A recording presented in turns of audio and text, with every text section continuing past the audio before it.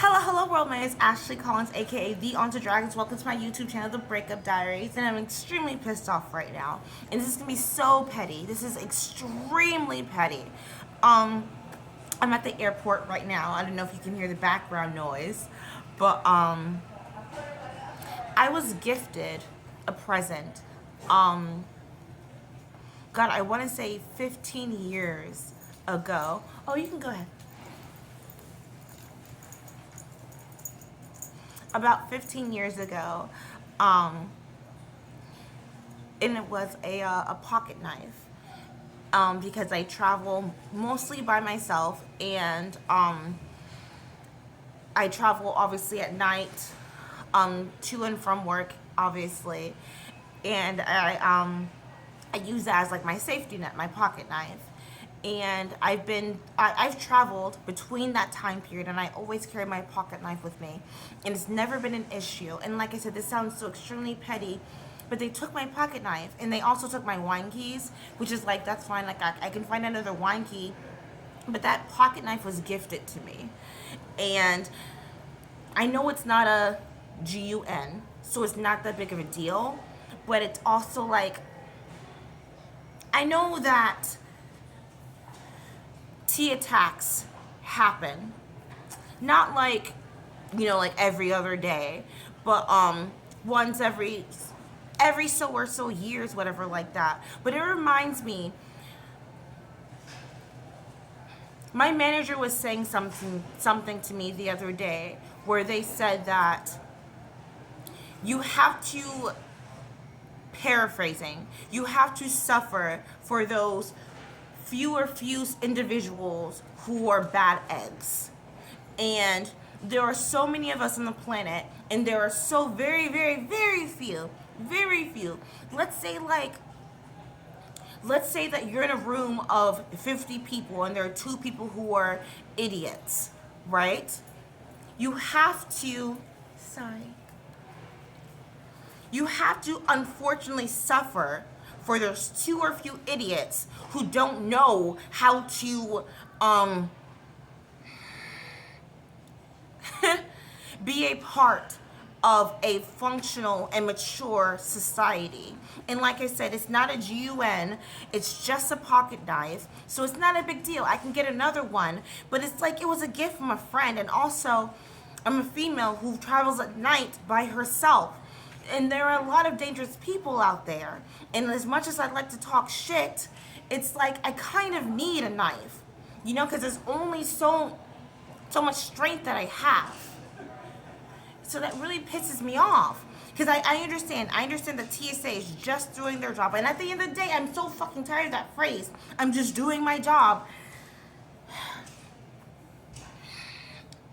So your job is a part of looking for the bad guys. Why there's so few bad guys, and there's so many of us who are functioning members of society who have to put up with these fucking idiots, who have to put up with these fucking morons. And I was looking at something the other day talking about how, like, we've made mental illness kind of like a trend. Call 541 to Phoenix, Hold gate on. number F81 open for passengers should be on board at this time at gate F81 to Phoenix.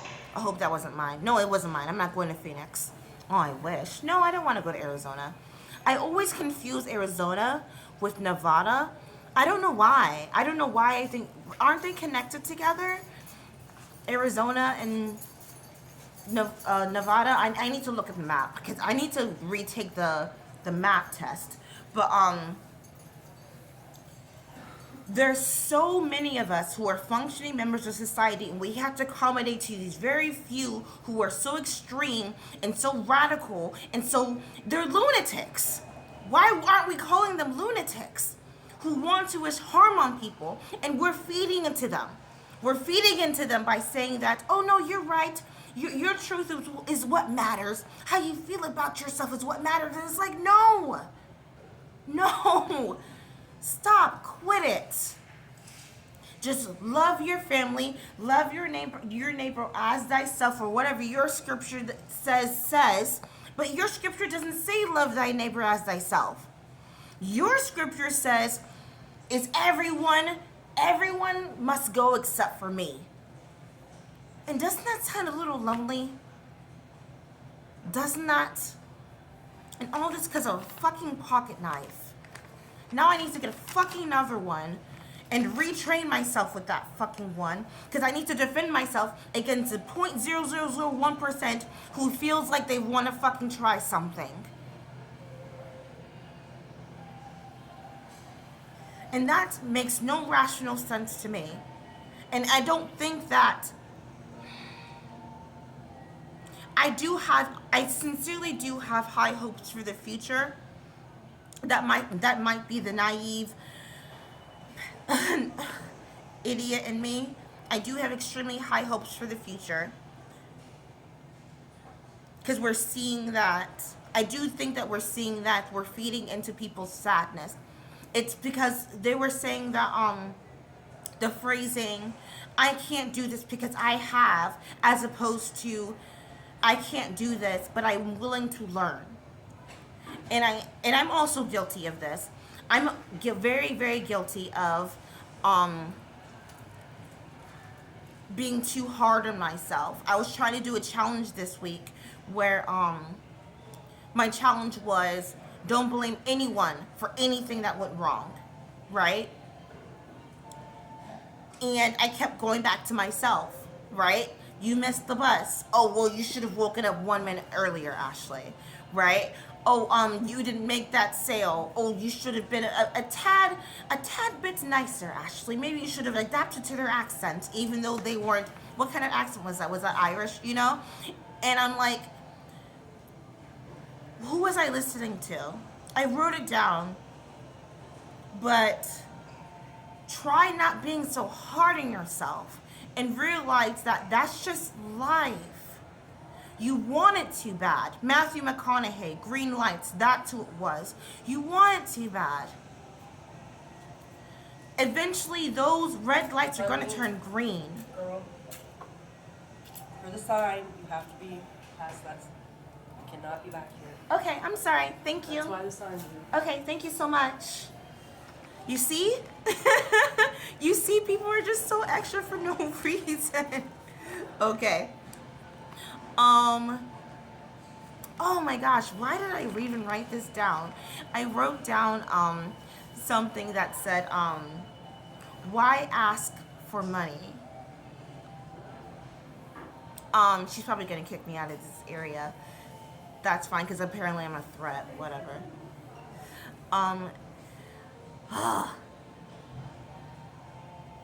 I took out several credit cards for a guy that I was dating, and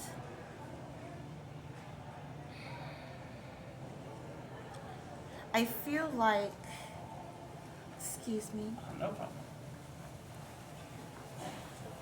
Oh, I'm not that kind. I'm not a morning person. Morning. morning, happy Thanksgiving.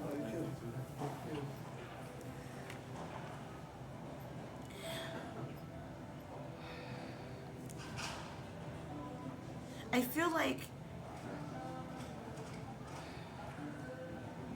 feel a bit like Jada, where I kind of feel like I was holding the fact that I have money and you don't against you.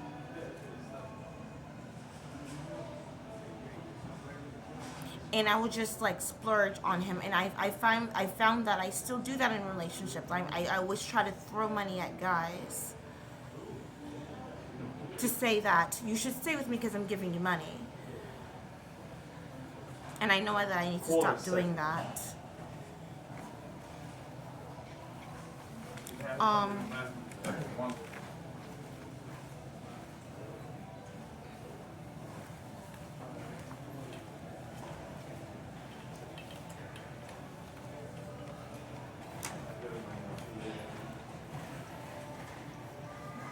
Have a safe trip. You too. No, I'm home.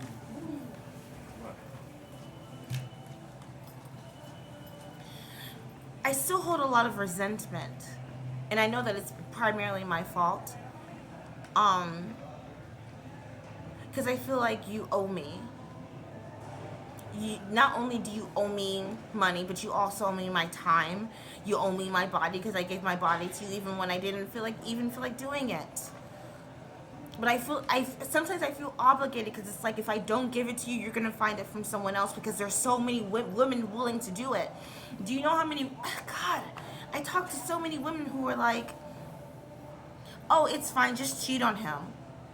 That's not good advice. And also, what? Why would you give me that kind of advice? Why wouldn't you just say leave? Or why wouldn't you just say he should just be more patient with you, especially with these upcoming weeks? I'm going to be so overwhelmed with work. Why wouldn't you? Why is the option just cheat on him? Why is the option just be polygamous? No. Why can't you just be patient? I'm stressed out. I'm so extremely stressed out right now.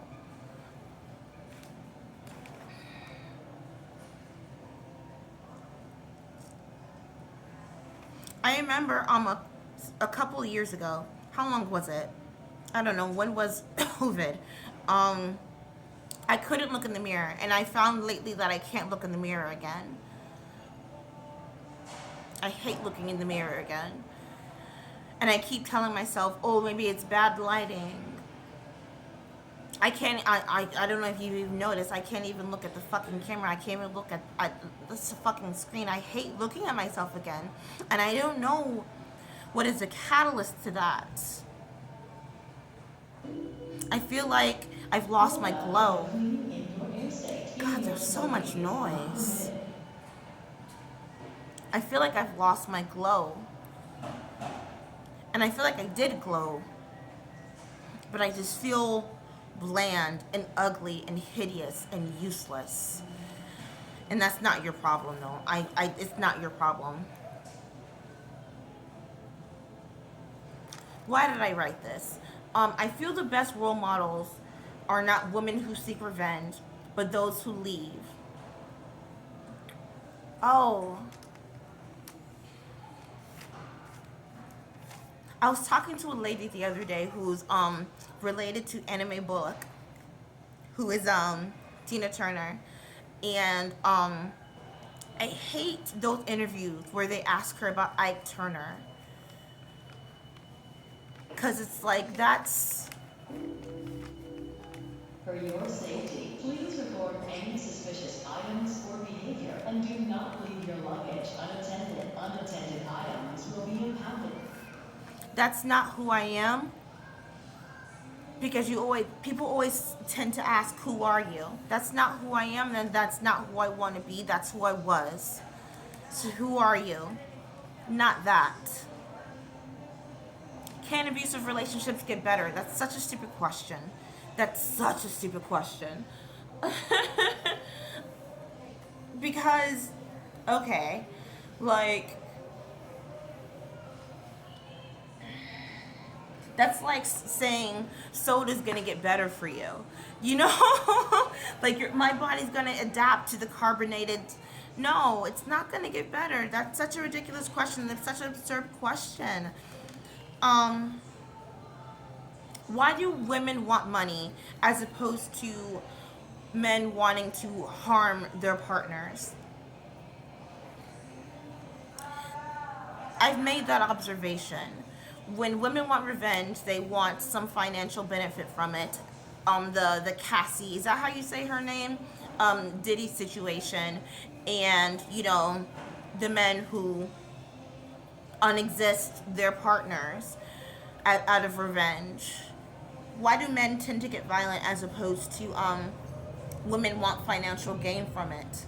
I think that women always wanted financial gain from it, and I also think that women are very cowardly because they know they won't be very successful in the unexisting of their partner.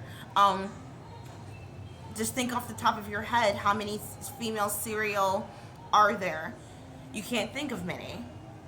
So they think that if I can't battle you that way, you're gonna take your own, you're gonna unexist yourself, right? 1 second.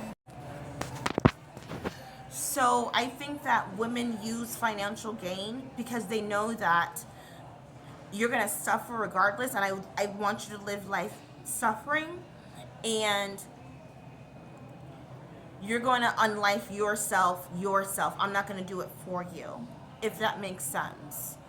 Um, um, um. So regardless, both parties are emotionally disadvantaged. So, yeah. Um, Back in the beginning when I first started this channel, there is this huge wave of MGTOWs, which is men going their own way. And like the new Argentinian president said, if you give someone just like an inch, they will overthrow you, right? And we gave them an inch of men going their own way. You know, I don't need women. I'm going to be an independent man. And then it turned into hatefulness towards women. And they're coming back again. They're coming back again. And I don't think that this is a good thing. I think it's quite dangerous. And I need to move very shortly. Right now. Okay. Yes, ma'am. Go ahead. Okay.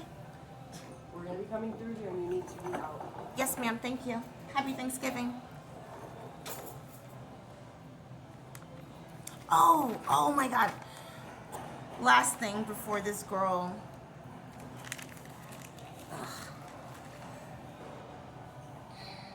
I'm analyzing films because I'm trying to emphasis on trying to finish the script, and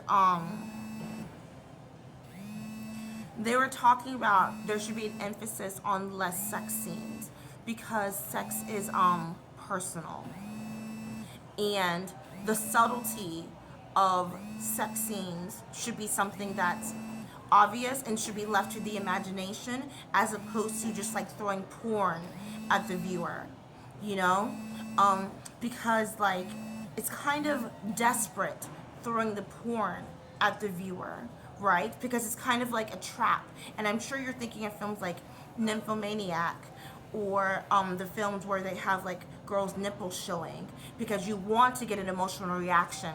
But I think that you don't have to thrust the sex on the viewer. But I think that my plane is boarding. I'm meeting my boyfriend's family, and I'm not nervous. I was nervous, but more now I'm just anxious to just get there.